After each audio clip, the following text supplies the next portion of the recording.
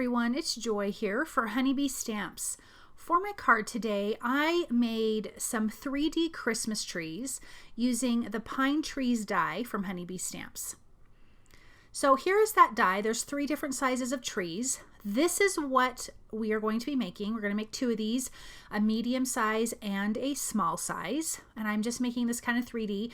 You could make this even more 3D if you added more layers, but I kept it fairly simple. So I die cut my pieces from a green cardstock and then gold cardstock. I am just going to add a little score mark down the center. I'm using a ball stylus because it's really tiny, especially for these smaller trees. So I'm going to add a score mark to all of those trees. You don't need to add one for the back one because that one's going to be flat. But if you did, it's no big deal. So I'm going to score these trees and then I'm going to bend them, fold them in half. So bend them in towards each other, except for the one that's going to be in the very back. Then I'm going to come in with some of Honeybee Stamps Precision Glue and just add that to kind of the spine there that we created by folding that tree. So I have this gold mirror cardstock on the front. I added a green piece on the back of that one, and that one's going to stay closed. I'm not going to separate those 2 pieces because behind this gold cardstock was a white background and I didn't want to see that. So now I'm going to add my next layer on, and this is going to be separate. So once everything's done drying, once you have everything glued together and it's done drying, you're going to pull apart each layer to give it that fuller 3D look. So again, I'm just kind of folding on that score line that we made, and then I'm going to adhere this to that tree that I've already adhered other pieces to, and you're just going to keep going in layers using liquid glue just on that spine part where you folded it, because you don't want the tree adhered on other pieces because you want to be able to open up all of those layers of trees.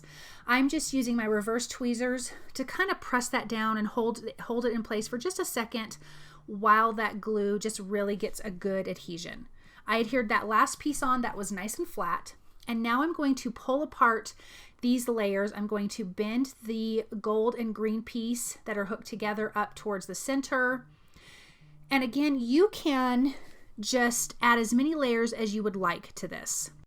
The more layers you add, the fuller this will be. So I think I added 5 or 6 layers here, which I think is absolutely perfect for the look that I'm going for. So you have this gold front and then this beautiful deep green for the sides and the background. Okay, so I am doing a slimline card with this. So I have cut my piece of white cardstock and I'm going to be using the Falling Snow background stamp. And I'm going to prep my card panel with the powder tool. And this is a 6x6 stamp, and my paper is like 6.5 inches long.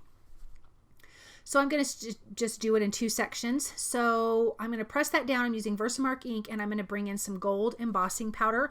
I'm keeping the colors of this just a classic Christmas, which I think is a lot of fun. I'm going to sprinkle on the gold embossing powder, heat this up, and then I'm going to put that back into my MISTI so I can stamp the other side.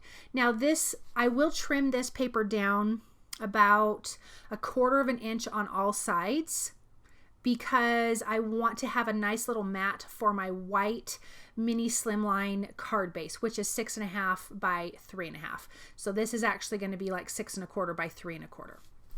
So I lined that up, stamped it again, sprinkled on my gold embossing powder, and just going to heat that with my heat tool until it's melted.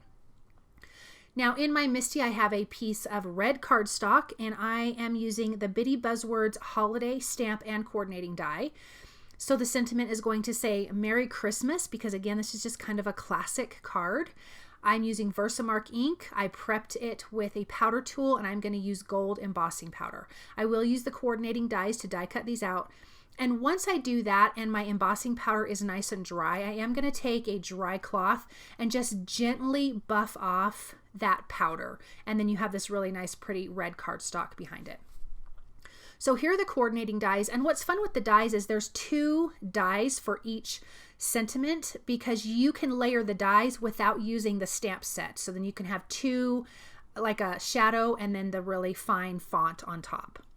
Okay, so let's put this card together. I'm going to adhere this to my mini slimline card base, which is just a white card base. Then I'm going to line my trees up. I like the small one on the left.